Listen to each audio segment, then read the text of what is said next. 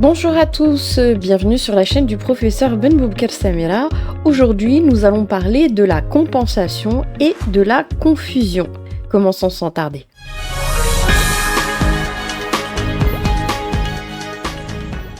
Alors, je vais commencer par la confusion et la compensation parce que souvent les étudiants, malheureusement, confondent les deux notions. Puisque la compensation et la confusion sont deux modes d'extinction des obligations. Alors, une distinction déjà, premièrement, on va faire une distinction légale, donc avec les articles du DOC. On a l'article 357 du DOC qui explique que la compensation s'opère lorsque les parties sont réciproquement et personnellement créancières et débitrices l'une de l'autre. Elle n'a pas lieu entre musulmans lorsque ça porte atteinte à la loi religieuse. On reviendra sur ce point-là. Ensuite, on a la définition de la confusion à l'article 369 du DOC. Et la confusion, c'est lorsque les qualités de débiteur et de créancier se trouvent dans la même personne. Et donc à ce moment-là, il y a confusion des droits. Et normalement, ça fait éteindre les obligations qui étaient dues par le débiteur qui est devenu en même temps, de manière simultanée, le créancier. Donc on a cette première distinction légale. On va essayer de comprendre aussi cette distinction à travers des explications. On reprend toujours nos exemples avec nos personnages, Batman et Superman. Donc dans la compensation, vous avez Batman qui est le débiteur de Superman, mais également Superman qui est le débiteur de Batman. Donc les débiteurs, c'est Batman et Superman. Les créanciers, c'est Batman et Superman. Ils sont créanciers et débiteurs l'un envers l'autre. Donc là, à ce moment-là, il faut cette condition première, c'est que les deux ont cette qualité réciproque l'un envers l'autre. Ensuite, on a la confusion. Là, ce sont des premières explications pour déjà dissiper cette distinction légale. On a choisi de donner le deuxième rôle à Catwoman, qui est débitrice de Batman. Comme on l'a vu dans les exemples précédents, elle ne payait pas, par exemple, son loyer. Elle avait des dettes à l'égard de Batman. Batman a pour héritière Catwoman. Lorsque Batman, malheureusement, Bruce Wayne décède, il laisse Catwoman héritière. Elle devient à la fois créancière et débitrice. Et à ce moment-là, il y a confusion. Donc là, première étape, dissiper les doutes entre la confusion et la compensation. On va quand même déjà expliquer un peu en détail chacune des notions. Et on va commencer par la compensation. Alors, déjà, la compensation, elle doit concerner des dettes qui sont compensables. Alors là, il faut déterminer qu'est-ce qu'une dette qui est compensable. L'article 361 du DOC explique que la compensation n'a lieu qu'entre dettes de même espèce et par exemple entre choses mobilières de même espèce et qualité ou entre du numéraire et des denrées. Donc là, on est dans la qualification d'une dette qui doit être fongible. Donc on doit être en présence de choses qui ne disposent pas de leur propre individualité, qui sont interchangeables, qui sont en quelque sorte indifférenciées, qui n'ont pas de spécificité. Et l'absence de spécificité fait qu'on peut les changer, d'où cette notion de fongibilité. L'article 362 du DOC explique que pour opérer la compensation, il faut que les deux dettes soient liquides et exigibles. Mais il n'est pas nécessaire qu'elles soient payables au même lieu. La déchéance du terme, produit par l'insolvabilité du débiteur ou par l'ouverture de la succession, a pour effet de rendre la dette compensable. Donc ça ne change rien du tout. Il faut d'abord s'intéresser à cette notion de dette exigible et de dette liquide. Ça, c'est très important. Alors, Donc dans les conditions de compensabilité, en quelque sorte, il faut il y ait une existence des dettes et il faut que les dettes soient aussi réciproques. Donc à la fois, les deux protagonistes, comme on l'a vu avec Batman et Superman, sont à la fois créancières et débitrices l'une envers l'autre. Donc on reprend fongibilité, c'est des choses qui sont interchangeables, qui n'ont pas d'individualité propre. Donc ça, c'est une première condition qui est facilement identifiable. Ensuite, la liquidité. Il faut que la dette, elle soit d'un montant clair ou du moins déterminable, qu'on peut déterminer et qui est en fait facilement mesurable et quantifiable. Donc là, à ce moment-là, on parle d'une dette qui est liquide. Quant à l'exigibilité, c'est une notion qu'on a déjà vue, il faut que l'obligation soit arrivée à son terme. Donc à son terme, ça veut dire qu'elle elle est exigible, mais aussi si par exemple, rappelez-vous, le débiteur, lorsqu'il perd le bénéfice de ce terme, on dit qu'il y a déchéance du terme. Donc quand il y a une déchéance du terme, la créance devient immédiatement exigible. Donc aussi, à ce moment-là, on parle d'exigibilité en cas de déchéance du terme. Ensuite, l'article 364 nous donne une petite information. La compensation peut également avoir lieu avec des dettes qui ont des causes ou des quotités différentes. Lorsque les dettes ne sont pas, par exemple, de la même somme, la compensation va s'effectuer jusqu'à concurrence de la dette la moins forte. Donc, il y aura compensation à hauteur de la somme qui est due par l'autre partie. Donc voilà pour déjà comprendre les conditions d'existence de ces dettes qui pourront faire l'objet de la compensation. Donc exigibilité, liquidité, fongibilité. Ensuite, il y a des choses qui malheureusement ne pourront pas faire l'objet d'une compensation. Qu'est-ce que ça veut dire? Ça veut dire qu'il y a des choses qui ne sont pas compensables. Vous avez des choses qui, par exemple, une dette qui est déjà prescrite ne pourra pas faire l'objet d'une compensation. On le verra dans une prochaine vidéo sur la prescription de l'obligation. La prescription de l'obligation opère son extinction, donc l'obligation déjà éteinte ne peut pas faire l'objet d'une compensation.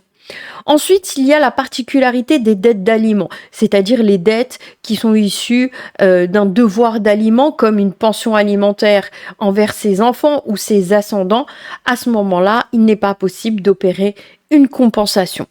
Et évidemment, les créances qui sont insaisissables et incessibles qu'on a déjà vu, donc ces créances-là aussi ne peuvent pas faire l'objet d'une compensation. Ensuite, vous avez des interdictions qui sont particulières et qui sont énoncées par le DOC et qui sont énumérées de manière assez détaillée.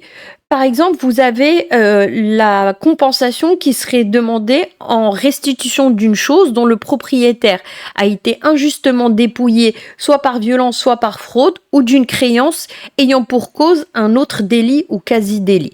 Donc, la compensation ne peut pas s'opérer sur la demande d'une restitution d'une chose dont le propriétaire a été forcé de le faire, où il y a eu un dol, où il y a eu violence. Donc tout ce qui a été vicié ne peut pas faire l'objet de compensation. Il faut savoir que la compensation s'inscrit dans un cadre consensualiste, d'accord? Ou pareil, compensation ne peut avoir lieu avec une créance qui a pour cause un délit ou un quasi-délit. À ce moment-là, également, il n'y aura pas de compensation. Contre la demande en restitution d'un dépôt, d'un prêt à usage ou d'un précaire, ou contre la demande en dommages et intérêts résultant de ces contrats en cas de perte de la chose due. Donc chaque fois qu'il y a demande de compensation sur quelque chose qui résulte d'une atteinte à la chose ou avec la compensation contre quelque chose qui est le résultat de dommages et intérêts, ça veut dire de choses d'une indemnisation, une réparation qui a été prononcée par le juge. Donc là aussi, à ce moment-là, il n'y aura pas de compensation. Lorsque le débiteur a renoncé dès l'origine à la compensation. Donc là, pareil, consensualisme. Si les parties ont refusé la compensation, donc à ce moment-là, déjà, il n'est pas possible de soulever la compensation plus tard, puisque les parties ont convenu largement avant qu'il n'y aurait pas compensation. Je voudrais revenir aussi sur un petit point concernant, rappelez-vous, on avait parlé de la fongibilité, l'exigibilité, la liquidité. Donc c'est vrai que c'est très facile à identifier. Donc la dette qui est fongible, c'est celle qui est interchangeable. La liquidité, ça veut dire qu'on est en mesure de l'identifier. Si par exemple c'est du numéraire, et c'est sur ce point que je voulais revenir, mais qui concerne des devises différentes. Ça, il peut y avoir facilement compensation du fait qu'il y aura une conversion monétaire. Donc là aussi, pas de difficulté. Ensuite, vous avez le problème de l'exigibilité. Ça veut dire que on pourra demander à n'importe quel moment la dette une fois qu'elle est arrivée à terme. Et donc, à ce moment-là, comme elle est exigible, on peut opérer compensation. Le DOC marocain ne donne pas de définition particulière quant à la fongibilité, mais on regarde un peu le code civil français. L'article 1347-1 du nouveau code civil définit la fongibilité à l'alinéa 2. Sont fongibles les obligations de somme d'argent, même en devises différentes, pourvu qu'elles soient convertibles, ou celles qui ont pour objet une quantité de choses de même genre. Donc voilà pour la compensation et aussi ces critères qui peuvent parfois être compliqués pour les étudiants à imaginer. Donc les dettes ne sont pas toutes compensables. On a vu qu'il y a des compensations interdites en quelque sorte. Alors, on va parler maintenant des effets de la compensation. L'article 367 du DOC dispose que l'effet de la compensation opposée est d'opérer l'extinction des deux dettes, jusqu'à concurrence de leurs quotités respectives. À partir du moment où les deux dettes se sont trouvées exister à la fois dans les conditions déterminées par la loi et pour donner lieu à la compensation.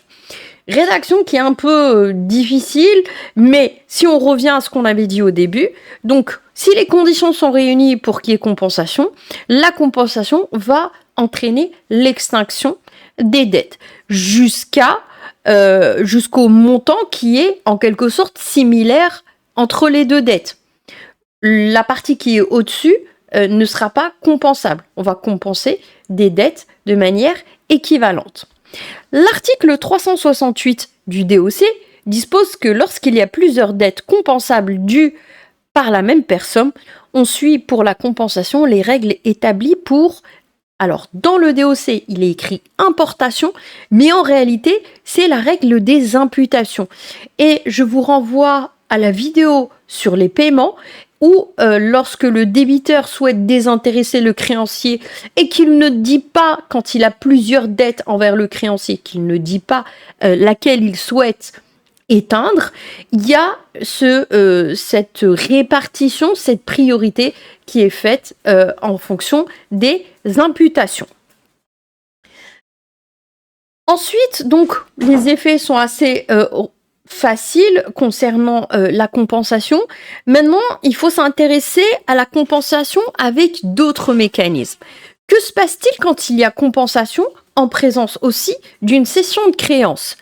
L'article 359 du DOC explique « Le débiteur qui a accepté sans réserve la cession faite par le créancier à un tiers ne peut plus opposer au cessionnaire la compensation qu'il eût pu, avant l'acceptation, opposer au créancier primitif. Il peut seulement exercer sa créance contre le cédant. En effet, le débiteur qui a pris acte sans réserve de la cession de créance ne peut opposer au cessionnaire la compensation qu'il eût pu opposer au cédant, la compensation étant une exception dès lors il y a inopposabilité de la compensation par le débiteur cédé au cessionnaire. Waouh! Compensation et cession de créance et un article qui est pas facile. On va simplifier tout ça et vous allez comprendre rapidement.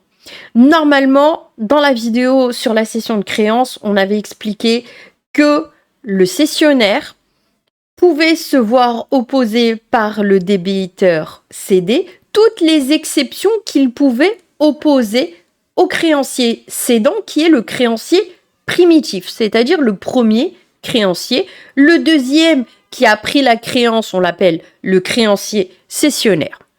Donc normalement, à la base, il pouvait opposer toutes les exceptions qu'il pouvait opposer au créancier cédant. Le débiteur peut les opposer au créancier cessionnaire. Mais là, on nous dit qu'en matière de compensation, il ne peut pas le faire.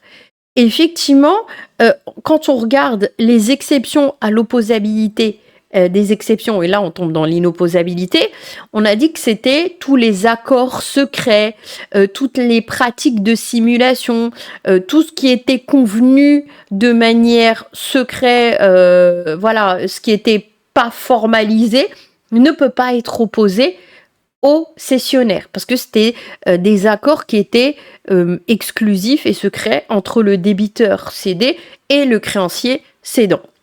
Donc là, le DOC nous explique que, au même titre que les accords secrets, la compensation ne peut pas s'opérer dans la cession de créance.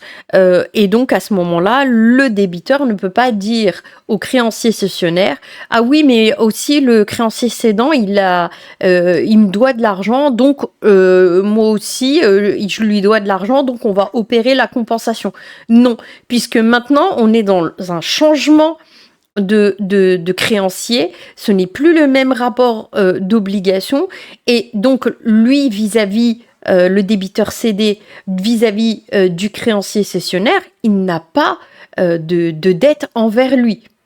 D'accord? Donc c'est un rapport qu'il doit opposer au créancier cédant et il ne peut pas l'opposer au créancier cessionnaire. Ce qui fait que quand il y a cession de créance, il n'y a pas la possibilité d'opposer la compensation. Alors, quid du sort de la caution? Le DOC n'évoque pas le sort de la caution dans le cadre de la compensation. Et on pourrait se poser la question de savoir, est-ce que la caution est en mesure d'opposer et de revendiquer l'existence d'une compensation entre le créancier et le débiteur qui est garanti par la caution. Donc, parce que c'est une sûreté personnelle. Donc, il y a un silence total au regard du DOC marocain. Mais si on regarde l'article 1347-6, alinéa 1 du Code civil français, qui a été modifié par la loi du 20 avril 2018, l'article dispose que la caution peut opposer la compensation de ce que le créancier doit au débiteur principal. Et aussi, dans le cadre d'une obligation solidaire, le codébiteur solidaire peut se prévaloir de la compensation de ce que le créancier doit à l'un de ses co-obligés pour faire déduire la part divise de celui-ci du total de la dette. Donc, que ce soit pour la caution ou que ce soit dans le cadre d'une obligation solidaire, il est possible pour un codébiteur de soulever l'existence de la compensation entre un des co-obligés et le créancier, et la caution peut soulever l'existence d'une compensation entre le créancier et le débiteur principal. Ce qui est assez bien, d'accord, parce que c'est quelqu'un d'extérieur à la relation qui va soulever l'existence de cette compensation. Donc, le droit marocain, il est silencieux, mais si on regarde l'article 366 du DOC, qui nous explique que la compensation n'a pas lieu au préjudice des droits régulièrement acquis à des tiers. Donc, si on fait une interprétation à contrario, donc normalement, la compensation n'a pas lieu lorsqu'elle va impacter les droits acquis par des tiers. A contrario, si la compensation va garantir les droits des tiers, elle aura lieu. Donc oui, dans une certaine mesure, il est possible, dans ce cadre-là, de dire que la compensation intervient dans le cadre de la protection des droits des tiers qui sont en l'espèce ici la caution vis-à-vis du créancier. Donc oui, la disposition n'existe pas, mais si on fait une interprétation à contrario de l'article 366, à mon avis, c'est tout à fait possible pour la caution d'invoquer l'existence d'une compensation entre le créancier et le débiteur qu'elle garantit. On va parler aussi de la compensation et du juge. Le juge n'a pas cette initiative dans le procès de dire en fait il existe une compensation. Donc c'est aux parties, il y a la partie qui souhaite l'invoquer de le dire. Donc le juge ne va pas se substituer aux parties. Donc l'article 358 du DOC dispose que le juge ne doit tenir compte de la compensation que si elle est expressément opposée par celui qui a droit. Donc il n'y a pas d'intervention du juge pour dire « Ah oui, non, mais dans ce cas-là, il y a compensation, il faudrait la soulever ». La compensation judiciaire ne s'inscrit pas dans un pouvoir du juge d'imposer la compensation. Il faut qu'une partie vraiment manifeste sa volonté de faire compenser sa dette avec la dette qu'elle a sur le créancier. Donc là, à ce moment-là, on a vraiment, dans le DOC marocain, cette seule disposition. On est plutôt dans un aspect moins expressif. Donc le juge, en fait, il est là, il regarde, il attend si les parties vont invoquer la compensation ou pas. L'article 348 du DOC, la compensation peut être prononcée en justice, même si l'une des obligations, quoique certaine, n'est pas encore liquide ou exigible. Donc là, on a une innovation, ça veut dire qu'on peut prononcer une compensation pour une dette qui n'est pas encore arrivée à terme ou qui n'est pas encore liquide. Donc voilà une des particularités, une des avancées du droit français par rapport au droit marocain. On va parler de la compensation conventionnelle. Donc c'est la compensation qui est prévue contractuellement par les parties qui vont s'engager à l'avenir dans une relation contractuelle et qui vont mettre aussi une disposition dans leur contrat qui prévoit que si elles se retrouvent dans la situation où elles sont créancières et débitrices l'une envers l'autre, il y aura compensation. Donc pas de disposition particulière. On a l'article 1348-2 du Code civil français qui dispose que les parties peuvent librement convenir d'éteindre toute obligation réciproque présente ou future par une compensation. Celle-ci prend effet à la date de l'accord ou s'il s'agit d'obligations futures à celle de leur coexistence. Donc, il n'y a pas de disposition particulière dans le DOC marocain, mais il y a une disposition sur la compensation consensuelle dans le Code civil français. Donc on en a terminé avec la compensation, mécanisme qui est très simple d'extinction de l'obligation. Rappelez-vous, le créancier, les deux parties sont à la fois créancières et débitrices l'une envers l'autre. Là, on n'est plus dans une relation entre deux parties. En fait, si au début il y avait deux parties, et puis en fait il y en a une qui va disparaître, puisqu'il va y avoir une confusion du débiteur et du créancier dans la même personne. Donc là, vous avez l'image de Catwoman devant la tombe de Batman, Bruce Wayne, qui est décédé, et elle devient l'héritière du manoir et de la Batmobile. La définition de la confusion, c'est qu'elle correspond à la disparition de l'obligation, c'est une extinction de l'obligation, lorsqu'une personne détient simultanément les deux qualités débitrice et créancière pour une même obligation. Alors, l'article 369 du DOC dispose que les qualités de créancier et de débiteur d'une même obligation se réunissent dans la même personne.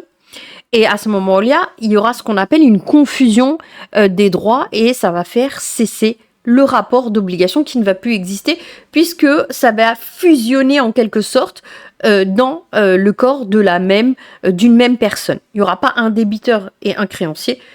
L'obligation va disparaître puisque il y aura une fusion des deux qualités dans la même personne. Et on retrouve cette situation qu'on avait vue au début du cours dans le cadre de l'héritage. Donc un héritier qui était débiteur et qui, grâce à cette situation, va devenir le créancier. Donc rappelez-vous le cas créancier de Catwoman Batman, débitrice de Batman Catwoman. Elle devient l'héritière de Batman.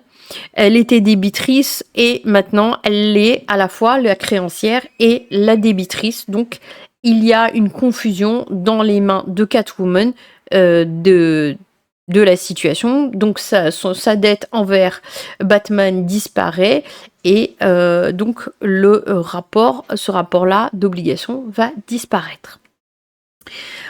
Le DOC nous explique que la confusion peut être totale ou partielle.